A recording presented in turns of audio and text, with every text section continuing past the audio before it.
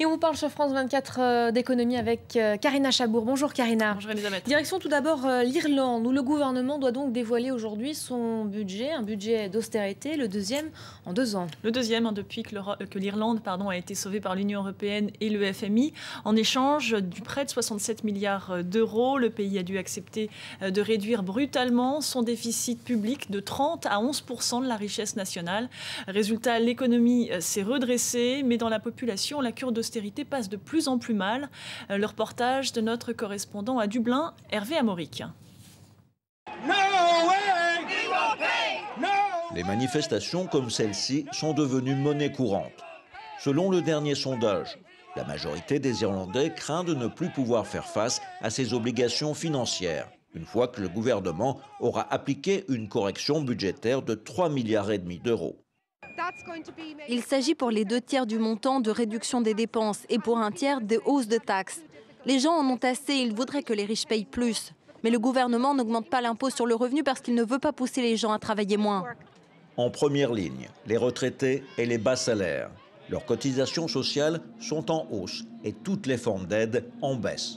Cette famille va perdre 80 € par mois d'allocation familiale. Et pour la première fois, il y a une taxe immobilière.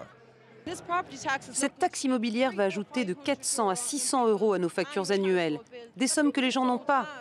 Il n'est pas juste que l'Europe et le gouvernement irlandais nous imposent ces mesures d'austérité. Nous disons non au FMI, non à la Banque centrale européenne, non à la Troïka, non au gouvernement irlandais. De son côté, le gouvernement assure que sa stratégie commence à faire ses preuves. Il y a 18 mois, l'économie irlandaise était en chute libre. Aujourd'hui, elle se redresse. Cela a été possible en grande partie grâce à notre capacité à attirer les investissements étrangers. L'environnement économique est loin d'être aussi difficile que pour les budgets précédents. Les familles vont bientôt ressentir cette amélioration. Des opportunités d'emploi, une hausse modeste des salaires par exemple.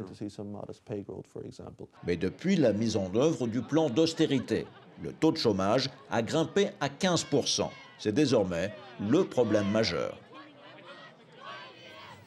Et au Royaume-Uni, c'est un peu la même histoire. Le gouvernement doit annoncer de nouveaux sacrifices. George Osborne doit prononcer ce mercredi sa déclaration d'automne, à savoir la mise à jour du budget adopté en mars dernier. Et de nouvelles mesures douloureuses sont attendues, comme le plafonnement du montant des retraites ou de nouvelles coupes dans les prestations sociales. Car malgré la rigueur en vigueur, le gouvernement n'est pas parvenu à stabiliser sa dette et la croissance s'annonce nulle cette année. Comment ça se passe, Karina, ce matin du côté des marchés? Eh bien, le rebond se confirme en Asie, où il est particulièrement marqué à la place chinoise de Shanghai. Un rebond après les dernières séances de recul. Hier, Wall Street a clôturé en légère baisse, affectée par la lenteur des négociations censées éviter aux États-Unis de tomber dans le gouffre budgétaire en début d'année prochaine. Enfin, peut-être la fin du conflit dans les ports de LA, de Los Angeles et de Long Beach, à l'arrêt depuis une semaine. Syndicats et directions viennent de signer un préaccord. On passe à l'actualité des entreprises, l'actu en bref et en images avec vous, Karina. Twitter va s'installer en France, annonce faite ce mardi par la responsable du développement international, Katie Stanton. L'Américain lancera des services locaux à Bordeaux et à Toulouse, en particulier un outil suivant en temps réel les sujets traités par les utilisateurs selon leur situation géographique. La France est l'un des marchés où Twitter a cru le plus rapidement. Les biberons et tétines d'Audi redeviennent français. Un fonds d'investissement associé à l'ancien dirigeant des laboratoires Forte Pharma s'apprête à mettre la main sur le fabricant de puériculture. Numéro 1 des ventes en pharmacie en France, d'Audi dégage chaque année une vingtaine de millions d'euros de chiffre d'affaires. L'entreprise, créée par L'Oréal, avait été rachetée dans les années 90 par le géant américain Johnson & Johnson. Les annonces de plans de départ volontaires dans l'aérien se succèdent. British Airways va supprimer 400 postes de chef de cabine. La direction a engagé ce mardi une période de consultation de 90 jours avec le syndicat Unite. Il y a un mois, Iberia, l'autre filiale d'IAG, avait annoncé un vaste plan de suppression de 4500 emplois, soit près du quart de ses effectifs. On en vient à ce nouveau coup dur pour l'EPR en France. L'Italien Enel a annoncé ce mardi son retrait du projet. Un retrait qui coûtera quelques 700 millions d'euros au Français EDF, qui devra racheter ses parts à l'Italien. De quoi alourdir davantage la facture pour le Français et pose la question de la rentabilité du réacteur. Les précisions d'Axel Simon. Une facture de l'EPR qui ne cesse de flamber. En mettant fin à son partenariat avec EDF, Enel contraint le français à racheter les parts de l'italien pour 700 millions d'euros. Une enveloppe qui vient s'ajouter à une addition déjà salée et revue à la hausse ce mardi. La construction du réacteur nucléaire de 3e génération de Flamanville coûtera finalement 8,5 milliards d'euros. C'est 2 milliards de plus que ce qui était prévu lors de la dernière estimation il y a à peine un an. Mais pour EDF, ce surcoût est justifié. Les têtes de série ont toujours coûté très cher. L'EPR, maintenant, nous le savons, sera un succès industriel du point de vue de sa réalisation. Bien sûr, à un coût qui est élevé, mais encore une fois, dans la moyenne du coût de production nucléaire française, ça reste de très loin le moyen le plus économique pour produire de l'électricité. Une opinion qui n'est pas partagée par tous. Le prix de l'électricité devant sortir de Flamanville avait été estimé en 2005 à 46 € par mégawattheure. Aujourd'hui, il serait de 105 €. Ça signifie que le coût de l'électricité qui va être produit par ce réacteur EPR est 2 fois plus cher que l'électricité produite aujourd'hui par le nucléaire en France et 20% supérieur au coût de l'électricité produite par l'éolien. EDF et Areva se partagent aujourd'hui la construction de 4 réacteurs EPR à travers le monde. Ils projettent d'en implanter en Grande-Bretagne, en Inde et en Arabie Saoudite. Des projets qui pourraient être compromis face à l'explosion des coûts.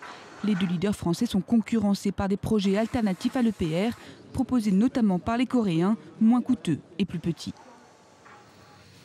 Et toujours en France, du côté du gouvernement, l'explication de texte s'annonce tendue ce mercredi avec les syndicats de Florange. Jean-Marc Ayrault promet de leur donner tous les détails du texte signé ce vendredi avec ArcelorMittal. Ce mardi, plusieurs quotidiens français ont publié des éléments de cet accord jugés favorables aux géants de l'acier.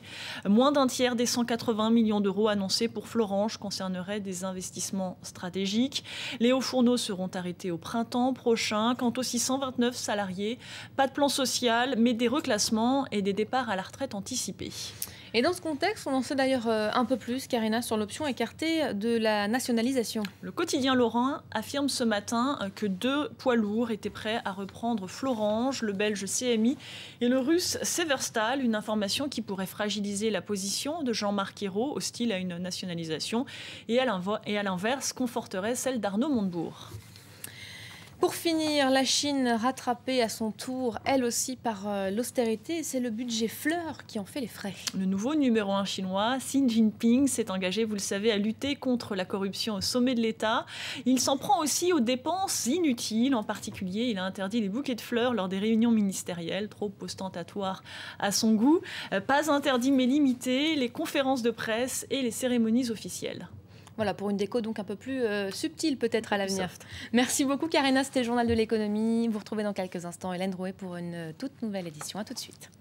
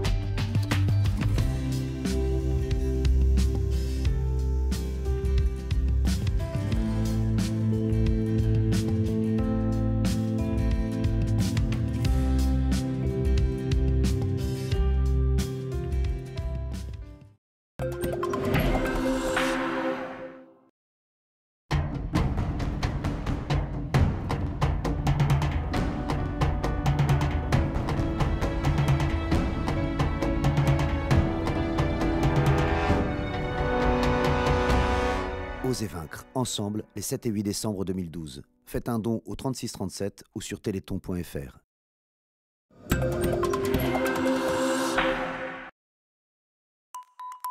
France 24, le monde en direct. Un réseau mondial d'observateurs, 35 nationalités, une seule rédaction, 1000 correspondants sur le terrain pour vous offrir le meilleur de l'actualité. France 24, l'art de vivre à la française. Une information sans compromis sur la société, l'environnement, la santé. France 24, un ton original, un autre point de vue sur le monde.